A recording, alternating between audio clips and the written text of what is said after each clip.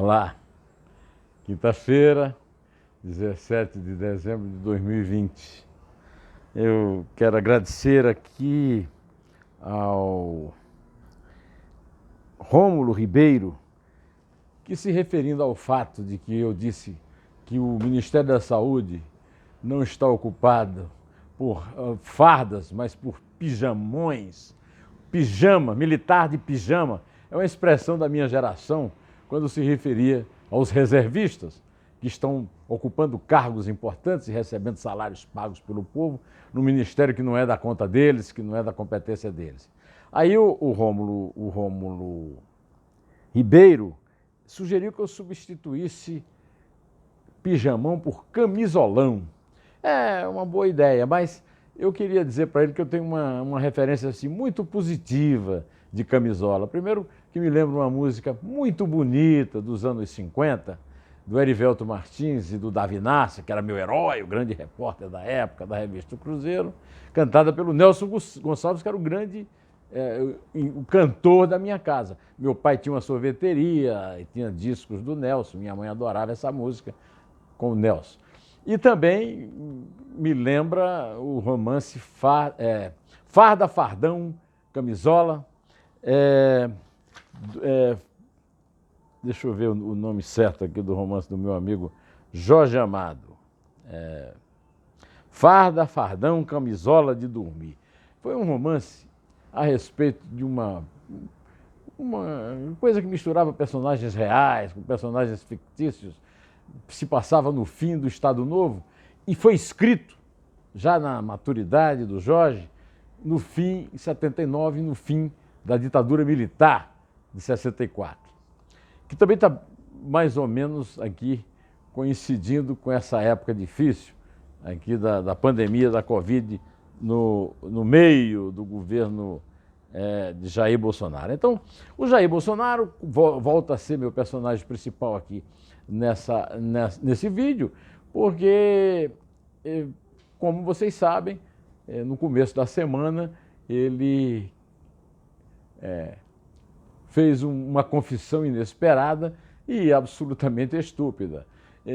Talvez para defender a mulher dele, ele disse que o Fabrício Queiroz e a Márcia, a mulher do Fabrício, né, depositaram 89 mil, eu falei na 79, minha irmã Nicéia já me corrigiu várias vezes, 89 mil reais, que aliás foi a conta que o Felipe Moura Brasil usou para mostrar que propina é propina, viu, doutor? Capitão, propina é propina. Não, o PT roubou milhões e o dinheiro que eu recebi, se você for somar tudo e dividir pelo número de meses, dá 750. A conta dele está fajuta. O Felipe já fez outra conta que dá pelo menos o dobro disso aí. De qualquer maneira, dinheiro sem origem. De onde o Fabrício tirou esse dinheiro? E o Fabrício está preso. Tanto o Fabrício quanto a mulher estão presos e são personagens de alta relevância no inquérito do Ministério Público do Rio de Janeiro sobre peculato, corrupção, lavagem de dinheiro e organização criminosa. Então, o Bolsonaro assumiu um crime.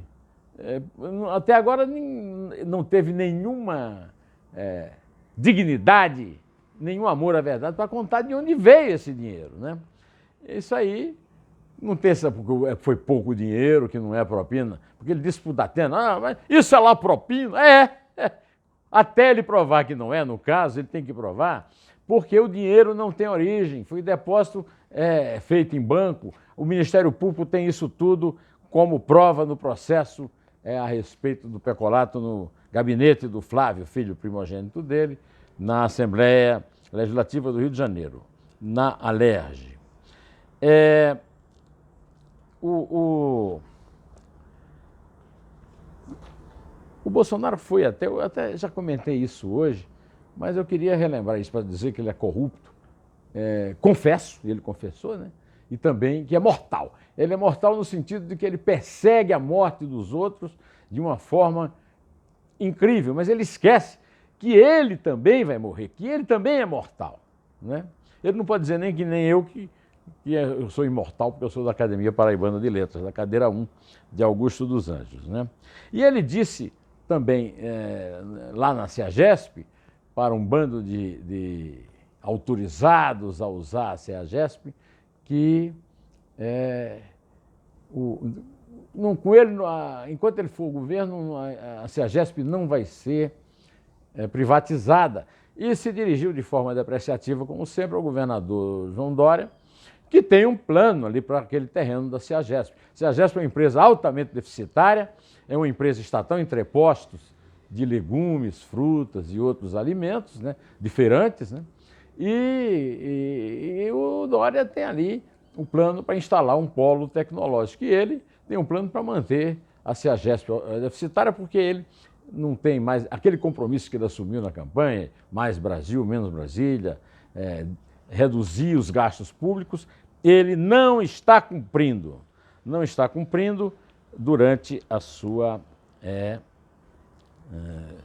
o seu exercício de volta aos seus tempos de malufista, de deputado do PP, do Centrão, ao qual se abraçou para ver se consegue sobreviver, e agora está tentando eleger o Arthur Maia, que é para evitar que o presidente da Câmara seja ocupado por alguém que vá colocar uma das 40 e tantas, um dos 40 e tantos pedidos de impeachment dele, que o que ele considera inimigo dele, o Rodrigo Maia, pôs na gaveta lá do mesão da Câmara, né? Agora, ele foi hoje, graças a essas manifestações, né? Ele foi personagem principal de um editorial do Estadão que eu considero histórico. Então eu faço questão de ler alguma coisa do editorial e sugerir que você vá até o computador e pegue lá no Google o texto inteiro do editorial, porque é um editorial do qual se vai falar muito na história do Brasil, como o famoso editorial das instituições em frangalhos, quando o Estadão rompeu com a ditadura de 64, etc., né? Eu vou ler aqui para vocês. O editorial se chama O Demolidor da República e Seus Cúmplices.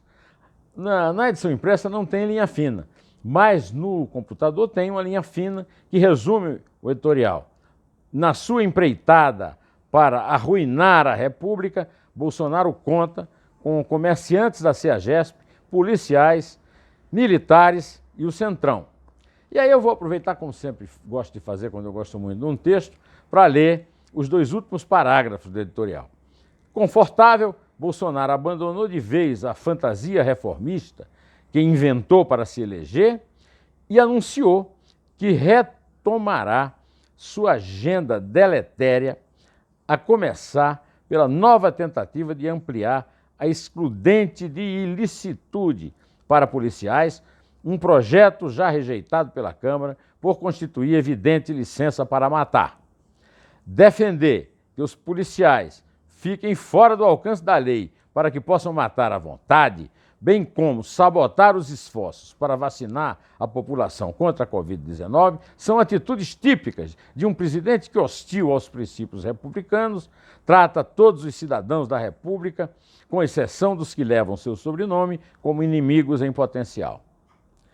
No dia seguinte, isso aí ele disse terça, na quarta-feira, ou seja, ontem, ele contemporizou, foi com aquela conversa mole, como ele sempre faz, morde, depois assopra, agora vamos ver a profundidade da próxima mordida, né? E hoje eu gostei muito de ler um tweet bastante duro do Eduardo Moreira. Eduardo Moreira é um escritor, engenheiro, empresário, palestrante, e ele escreveu no Twitter o seguinte: no começo eu pensava, nunca conheci alguém tão perverso como o Bolsonaro. Hoje percebo que sempre conheci vários como ele, a única diferença é que nunca um tinha conquistado tanto poder. Eu tenho um neto que é meio português, a mãe dele é lisboeta. E lá em Portugal existe um brocado que é bem típico para explicar essa definição que o Eduardo Moreira deu no seu tweet, que é o seguinte: quer conhecer o vilão? Dele o bastão. Pois então, em 2013, eu fui com a Isabel a várias manifestações na Paulista contra a ditadura, manifestações contra o governo, contra o Estado. E havia sempre manifestações a favor da ditadura de 64, uma coisa pequena, insignificante. Eu nunca imaginei que havia tanta gente que está aparecendo agora, o Estadão cita nesse editorial, os concessionários da Exército, os policiais militares que o Bolsonaro adula, chamando de milícias populares e pregando a venda de arma à solta para eles, etc. Né?